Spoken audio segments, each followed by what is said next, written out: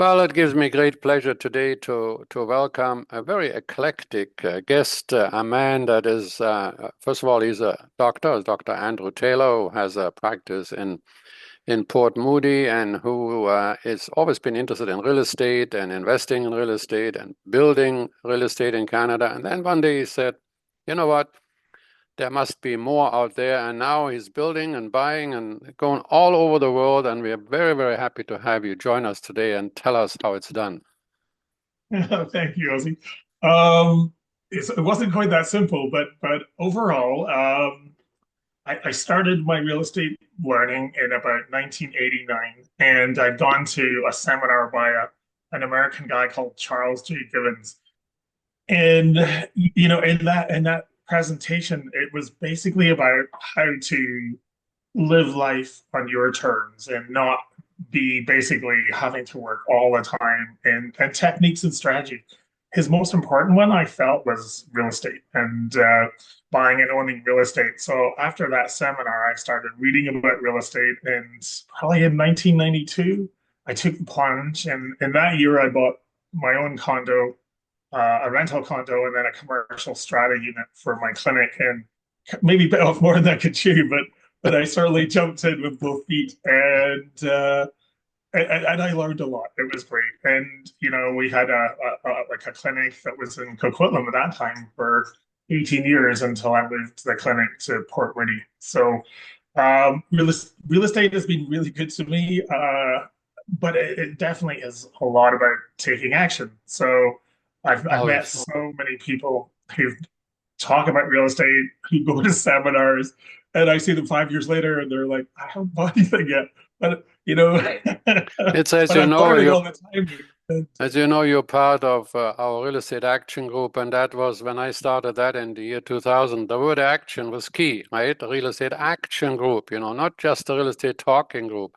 But I mean, people take action and then some people take no action, but you take massive action because once you were a little unhappy with maybe, and I don't want to put words in your mouth, but maybe with the government and all of the things that you had to do in Canada, you decided to look around the world and then you went into the United States, into Utah of all places. Right, right. You're partially responsible for that because you were talking about um, Justin Trudeau bringing in the capital gains tax on the primary residence, and at that moment in time, I think that was like 2018 or 2019. You started talking about it, and it really resonated with me because what I was seeing was the government pension plans that exist for government workers and unionized employees doesn't apply to people who are All self-employed. right. And so if you're self-employed, you have to somehow create an income when you're retiring, or you just never retire. You work till you die, basically. Yeah. And so unionized and government employees have the option of retiring potentially at 55 with, I don't know, between $3,000 and $5,000. To create that kind of income, a self-employed person has to have a minimum of $1 million saved up in the bank and earning interest at a decent rate. That doesn't exist for nearly everyone that's self-employed. So when you talk to me about capital gains being moved, that was like, well, that was my nest egg. That was what Yeah. I was planning on selling and giving me $1 million to live off as I got older because I didn't have a pension. I also researched the US, and in the US, they get to write off their mortgage interest, which we don't.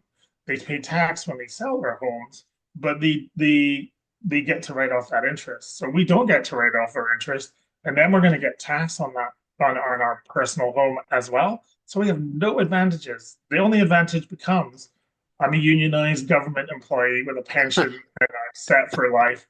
And if Yeah. you're self-employed, take risks, and an action taker, we're coming after you and going to make it really difficult. So that was the political climate that I felt that British Columbia was in, and on a strong trajectory.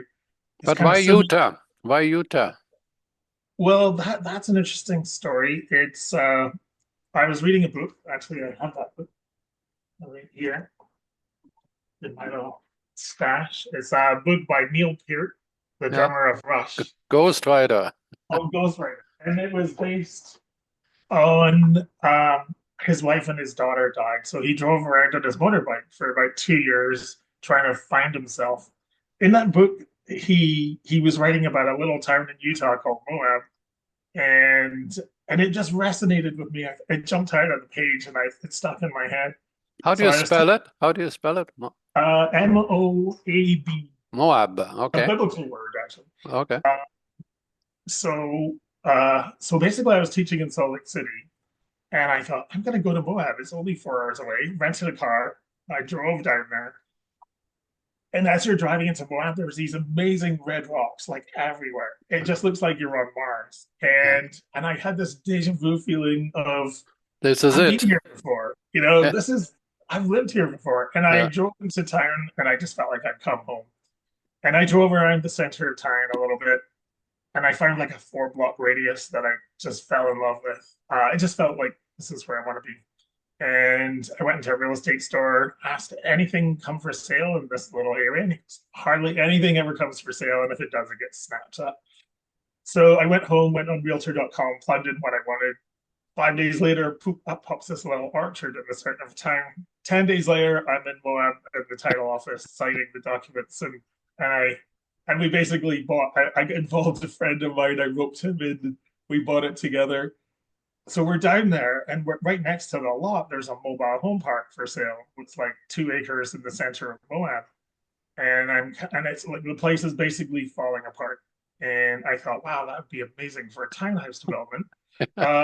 Let's do that. So I think they wanted like 2.1 million or something for it. My friend and I phoned up the realtor that we knew. We're driving back to Salt Lake City, and we met her in a little place called Helper in a coffee shop. We're signing the document, putting in an offer at 2.1 million, which was the asking price. As we're sitting there, she gets a call. The price has dropped for the mobile home park for 1.7 million. Oh, So we're like, gee. score that out, score It, that out. it was meant Put to in this be. new offer of 1.7, and and we put no conditions because we'd actually explored it. We'd gone to City Hall. We made sure there was no rights of ways, anything when we were actually there. So we put subject free offer. Although we didn't have financing, so we were having to get creative on that one. But so our offer got accepted because we were subject free. There was apparently like 20 offers came in like with that price reduction, Mm. but they took ours because we had no subjects, including financing. So when the realtor found out we needed financing, she was really annoyed. But luckily, Well, we managed to get a bank loan actually through a credit union, a small credit union in Utah. we So find generally credit unions and local credit unions always your best bet, particularly if the deal is a little off center, like you're coming from out of town, for instance. Yeah, I know that sounds yeah, good. So you yeah. started building townhouses. So yeah, fast forward, we took possession. COVID hit. We couldn't go down to the States for 2.5 years. Yeah. I just sat there, and we had to hire management companies to do everything. So our plans just kind of got put on hold. So we put the Moab and the US townhome deal on hold. And it was, I think it was March 2020. I was looking out my window at the clinic, and we basically shut down, and we weren't treating patients anymore. Nothing was going on. And I had one of those epiphany moments where I was going, wow, I'm getting old. And I really haven't traveled much around the world. Like I've traveled a little bit, but Mm. nothing major. And I joined this international real estate group, and they were talking about like various locations, their top 20 list of destinations. And I called my friends, who most of them are self-employed, not all of them, but most. And I said, we really need a plan for retirement. And why not retire in a warm country? Yeah. At least part of the time, right? And everyone was totally on board. I said we can Airbnb these units. We can have it in multiple locations. So that's basically how it started. We different projects had different people in it because I fairly decent size friend size group, and everyone I think because of COVID was like, I'm on board with going somewhere warm and having some fun. So So so that's Portugal where came up. yeah, and then Portugal came up.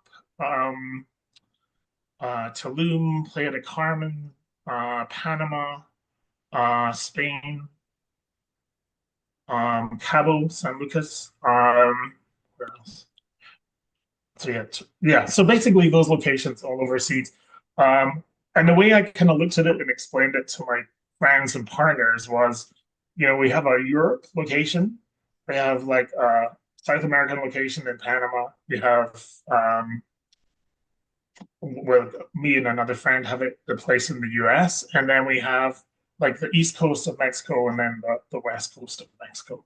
Um, so And we when you're saying we have that, you mean you're buying real estate in those we're areas? yeah, we're buying real estate deals. So basically at that time, a lot of developers and everyone in the world was like, the world's coming to an end. We need to sell stuff. So and they were in beginning a project or in the middle of a project. So there was a lot of deals to be had. Like the ones we bought in Spain were like foreclosure sales. The ones we bought in Portugal, I knew one of the guys who owned like one of the biggest real estate firms in the Algarve, and I called him and he said, "Well, funnily enough, I have a deal for you." and Just you so happened. yeah, it just so happens that he was actually just arrived. I think he just got off a flight and he said, I don't normally answer the phone, but I saw it was you and I'd answer. I just intuitively knew. He said, I just come off a Tony Robbins course and I was feeling inspired. Yeah. For some reason, I had to talk to you. So basically, he offered me two penthouses that were not being offered to the general public or any of these real estate groups. So I So bought one. these were to be built. These were These, to be built, so and this pre-sales. which city in Portugal was that? That Is was in that Lagos. Lagos? Yeah, I was Yeah. there, I guess, in 2018. We stayed in Albufeira, and then we drove all up the coast. And Lagos is a great little city, you know. And I mean, Hmm. the location is great. It's a harbor town. There's a lot of history in town, and so it's certainly a great place to pick. Yeah, I when because we bought without seeing because it was during COVID, so we're kind of please be a good location. This is, by the way, And not be a what I good condo. teach. This is I don't teach that. I always say I go there. know. I was like, I jumped off a cliff and hoped someone would catch me. So, luckily, I got caught. So I did trust my friend who Yeah. promoted it. So yeah, we went, I think in 2022, so basically as soon as we could fly, we went to Portugal and Spain to look at the properties we bought. And we bought two in Spain and we bought two in Portugal. Where was that in Spain? Which place? Just near Marbella. So Yeah, the nice Costa area. del Sol. Yeah. So they're both on a golf course. And so it's in a golf course gated kind of community on a hill with really nice views. And it was kind of around that time period I got into this idea of why don't we buy two units? And then when they get delivered, maybe after a year or so, once the market's stabilized after the condos have been delivered and we've rented them out for a year or two, then we sell the other one and pay off the other mortgage. And that's where we are kind of on our journey just now. We're in the process of selling one, paying off the other, and it seems to be playing out really well. So we're able to pay off the mortgage on the one that we're keeping, and then still have some money, or at least much smaller mortgage. So Yeah, because you need your money too, because you then went from there into Mexico. exactly. So and then I introduced more friends into these theories. So there was a deal in Tulum that came up, and I just the price was so good, right? It's hard to You got refuse. to tell me the name of the place again. What is it? And Tulum, Yeah. So, Tulum on and they basically I did a bit of research and they were building this mine train from Cancun and it was going around the peninsula and Tulum was on the stop. So before you had to fly into Cancun and if you stayed in Playa de Carmen or Tulum, you basically had to get a taxi or a shuttle bus to yeah. take you down there. And it was a good hour. And by taking the train, it was much faster. It was much easier to get around, and they were building an international airport, and they felt their tourism would dramatically go. So it kind of ticked all the real estate boxes: infrastructure, growth, more jobs, and so we figured that was a safe bet. And then we bought actually three units ultimately in Playa de Carmen. We do plan on selling two of them and just keeping the one. but we'll do it slowly over time. Because generally, when you buy a pre-sale, they get delivered. 40% of the people want to sell immediately and try and Right. cash out. Lots of That's like, competition. yeah. So you basically you're fighting amongst each other who can go the lowest fastest, right, Yeah. to sell the price, right? So we're either doing short-term rentals with these units or long-term rentals unfurnished. So we can, But you also plan to go down there and stay a little bit longer in Mexico, even do some work down there? yeah. So basically, work-wise, um,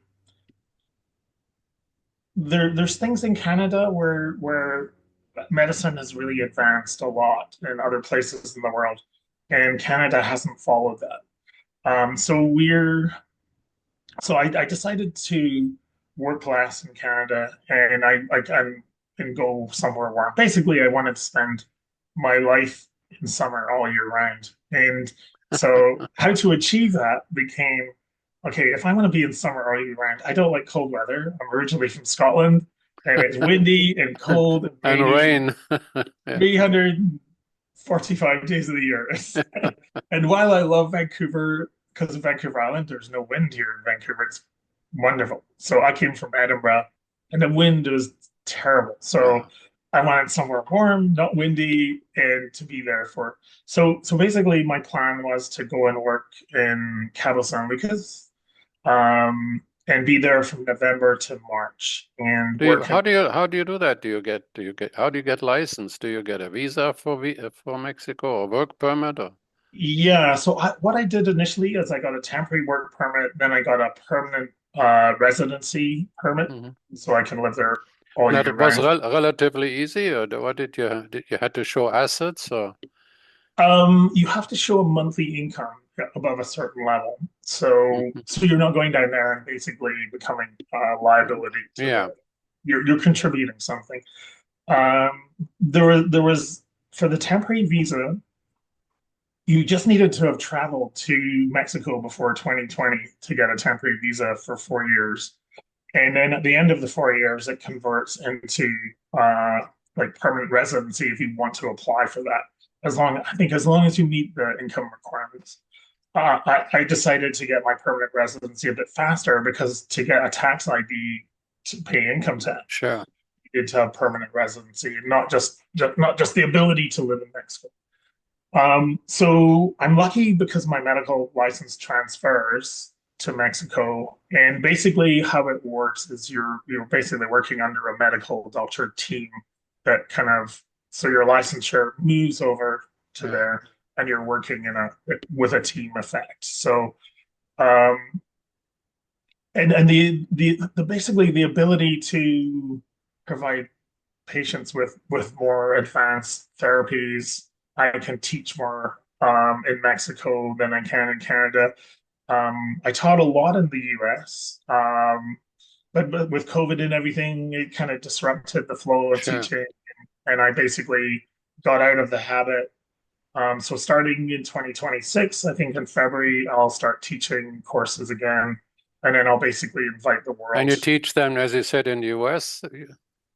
Yeah, I used to teach in the US. I haven't done it for a while, and I basically decided Mexico. When I talked to people who were really interested in coming and learning stuff that we do, they all said, I don't want to have a course in the US. I want to come to Cabo in February where it's nice and warm. And I was like, that's a great idea. So Like-minded individuals. Yeah. exactly. So that's kind of how it sort of evolved. Everyone went, February is when I want to travel when it's snowy in the US. So you got real estate in Port Moody, and then you got real estate in Portugal, and you got real estate that you just finished building in Moab, and then you got Mexico, and now I think we missed one. Was Panama? What are you doing in Panama?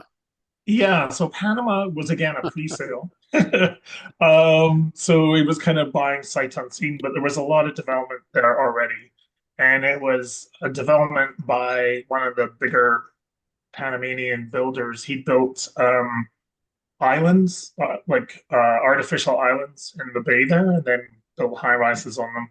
And this was a development an hour from Panama, and it was beachfront, true waterfront, beachfront, And we decided to buy into, I think it's like 11-story condos, and we ended up getting the penthouse units for those because we either buy the worst units from a real estate perspective or the best, but we try not to get the middle end Yeah, because if we're going to it rent them out, you might as well have the cheapest unit because you're sure. renting them out as the same Uh, amount as the people in the middle range, and then people who are willing to pay more will pay more for a penthouse view, and right. the, so so it's either the best or the worst, nothing in between. So that's kind of our rule of thumb. And in Panama, we went for the penthouses. We bought two because we want to flip one ultimately, and then pay off the other one. That's the method, right? You buy two and Yeah, then that's kind of the method that I adopted, and it's playing out really well so far. Like so far, it's 100%. It's actually textbook. It's almost scary. Like everything I've done in real estate has never been quite so textbooky. So it's always been like, whoa, one thing after another, and you're like well, recoiling, but like, but you've done well. I mean, when you look at the building that you have and where you have your office in Port Moody, it's, that was a great move to buy all those that big commercial property, and then you build duplexes on lots that were left over. Now, so when I ask you where do you live, you live in four countries then. that's the plan. Yeah, my plan is to live in Cabo from November to March, then go to Moab and Utah and use that as a base for traveling around the US from April, May, and then maybe some of June, depending on the summer in BC. Then come back to BC if it's warm and not really, and then spend basically June, July, and August here, and then Now, now, September. now, now you're married, right? How does your wife feel about the moving around? Well, she was on the fence at first, and Yeah. I'm going to miss my Zumba classes. I said, we'll just find different locations for your Yeah, Zumba classes. maybe teach them. Yeah. Yeah, yeah, exactly. So Well, I she's think on there's, board. as a doctor, you're specializing in treating sort of acute and chronic injuries and motor vehicle accident-related pains and whiplash and muscle and facial restrictions. Maybe you can do something on my face. No, but anyways, is that the kind of doctor work that is needed, like in Mexico and on different places as well, I assume? One of the things that really inspired me to go there was the fact that you have access to a lot more modalities that can get people better that I can't use in Canada, and it's frustrating. And also when I was in Mexico, I saw a lot of people who are like, they have a very large social economic structure there. There's incredibly poor people and incredibly wealthy Mexicans all over the map, but they have a very good middle class. Mexico is really coming up there from where it used to be when I was traveling there in the 80s and 90s. But there was people I saw walking around, especially construction workers who were injured, and I sort of talked to them and say, what access do you have for medical care? And they were like, well, I'm just over here from the mainland working on a contract. I don't really have money to do that. I send all my money home to my family. So I talked to my lawyer who was doing like a project for us, incorporating, which is complicated in Mexico. And I told him I really want to create an outreach clinic in Cabo where we can treat people for free, Mexicans, and then they can just come and get treatment. And then I can train Mexican doctors in these techniques. So we can start not just treating wealthy people, but also people who really need it, because that's what my passion is, right? Helping people and seeing them get better. So I'd gotten, I mean, part of it that comes from I got really badly injured in a couple of accidents, and it was really hard to get well. And I luckily found the right people. They taught me their techniques. I had to promise to teach them to the rest of my days. Most of those guys are dead now, so like the pressure is on me to continue So continue. teaching Yeah. those techniques because otherwise that knowledge will kind of die out. Um, so I basically saw there was a need in Mexico. I was passionate about it, and that's kind of one of my goals. So it's not just about making money and working in Mexico. It's more like I'm a big believer if you're not growing, you're dying. So I want to be going. Well, it's true. I mean, the old story that Tony Robbins actually always taught, it's like a bicycle ride. You got to keep pedaling because if you stop pedaling, you have some momentum for a while, but eventually you're going to fall over if you don't keep going. Now, Yeah. the last 5 or 10 minutes, we say quickly, you go to Portugal and you buy real estate, or you go to Mexico. But I understand that in Portugal or Spain, in those places, you also have something that's called like a golden visa. So is it relatively easy to get a visa in Portugal? They changed the rules a lot in the last 2 years. So Yeah. before you had to spend a certain amount of money on real estate, and then you could start the golden visa process. And then they created restrictions on that process because it became so successful Yeah. because they had a lot of old properties in Porto and Lisbon that were like old mansions. People came in and they threw money at them, turned them into Airbnbs that had like 20 bedrooms, and suddenly the rents in Lisbon and Porto went skyrocketing, and there wasn't enough accommodation for the locals. A familiar theme that we see playing Yeah. out around the world. But instead of building more, as you know, they blame the everyone for the lack of homes. And it's you and I know it's regulation, taxing, government taxing, local authority taxing, making it difficult to do developments. That's the real ultimate cause. Um, so with that, because there was a new government in Portugal and they removed what's known as the AL, which is what we would call short-term rentals, and and then they restricted the golden visa. So you had to buy commercial real estate, I think, to Mm, get that golden visa. I'm not 100% because when I looked into it, it was before they changed it. So I know it has changed. So don't take what I'm saying for gospel. yeah.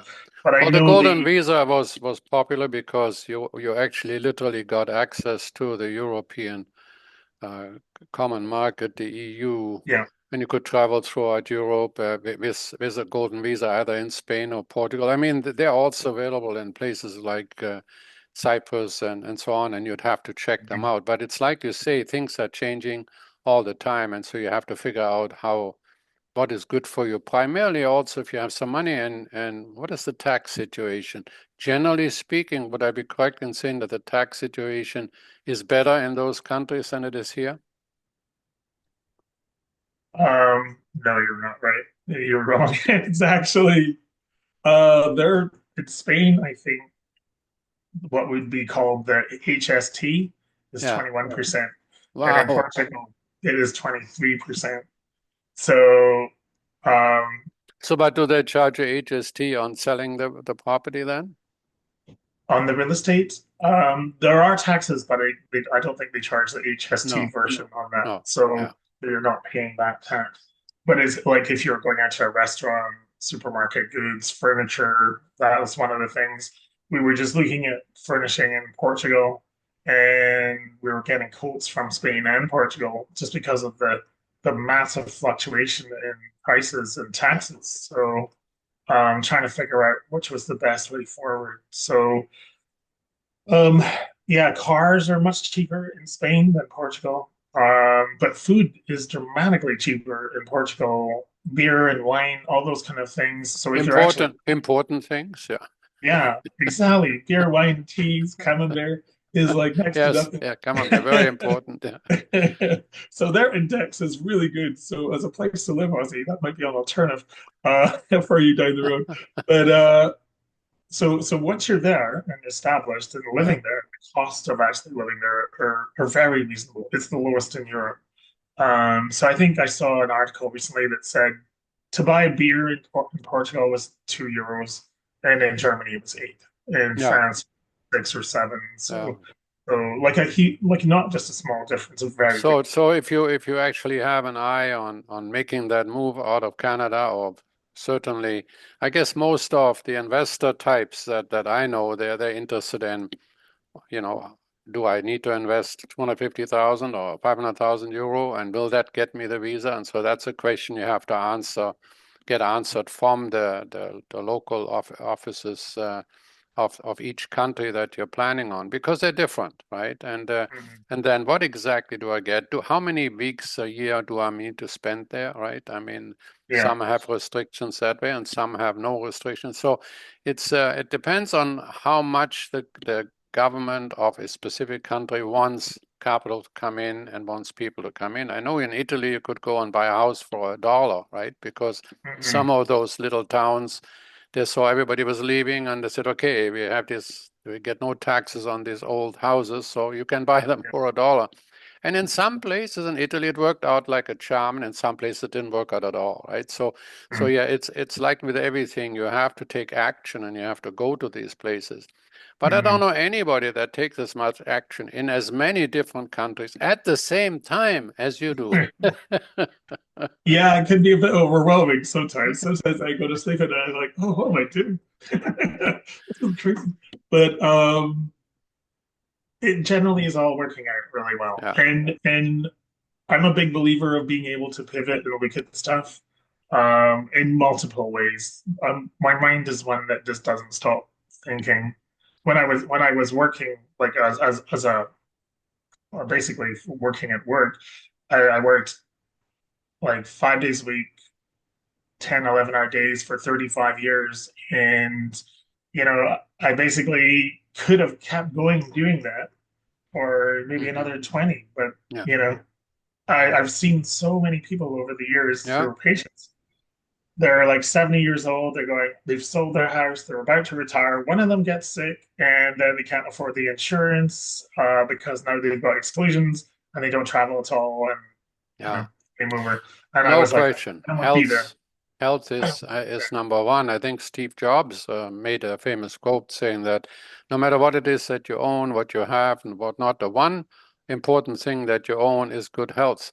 And you will Mhm. never appreciate it until you don't have it anymore. And then quite often it's too late. So there's no question about it. I salute you with the actions you take. Like in our real estate action groups over the years, we have always some people that stand out, and you certainly lead everybody. I mean, now where did he go? Is he still in Portugal? Oh, no, he's just in Moab, which also a place I never, of course, couldn't even spell. If somebody, I don't know whether you want to talk to anybody, but if somebody wants to get a hold of you, can we put your contact information below on? Sure. Yeah, Yeah. I'm happy to answer questions and stuff like that. And so do you take new patients, or it I'm depends a not in little bit? Canada. I haven't taken any new patients in Canada because I basically trying to Yeah. slowly move away from here because I if I'm when I'm going to be working in Canada, I'm probably going to come back and forth because my son's going to be living in Canada, and I'll treat patients for maybe the week I'm in town, and I'll probably treat them when I'm back in Canada in the summer here. But I won't be like available like the way I am Sure. now. So But you also might be interested if somebody's interested in maybe investment or whatever to get in touch with you. We'll have the contact information below. And for those of you that are dear listeners that are listening to on our various podcast locations on Apple or Amazon or Spotify, just send a note to ozbuzz.ca to my attention, and I'll send you Andrew Taylor's contact information. Do you have any last words of wisdom for us? um, I would say listen to you because I've actually based so many of my decisions based on your research and contacts and information. I Mm. started getting your information probably around 92 or 94, somewhere around there. And then by that, in those days, it was Aussie by facts. Yeah, And yeah, facts by facts. Yeah, yeah, exactly. And I used to I think it was on a Friday it came yeah, out. And I used to always enjoy that. So I based a lot of decisions. And in the 90s, the real estate market of BC was down the toilet. Like it yeah. was Oh, yeah. terrible. Like I bought a house, an old heritage house that was in terrible shape, gutted it, redid all the floors, took all the carpets out. It was all plaster and it had knob and tube electric. So I had to learn to become an electrician and a plaster and a Yeah. carpenter.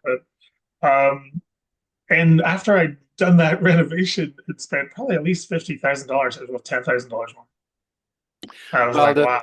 Yeah, well, the big thing is, in 1998, that's when I wrote my book, Forget About Location. It was timing, right?